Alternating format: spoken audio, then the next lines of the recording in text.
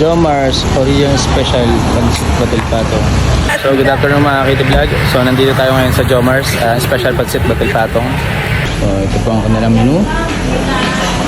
Ito po ang price list. Kaya na nga po sa ate. Alright. So ito po yung worth 150 pesos po. Yes. Apo. Ano pang tawag po dito? Overload. Ito po yung overload Ate, na Pancit Batil Patong.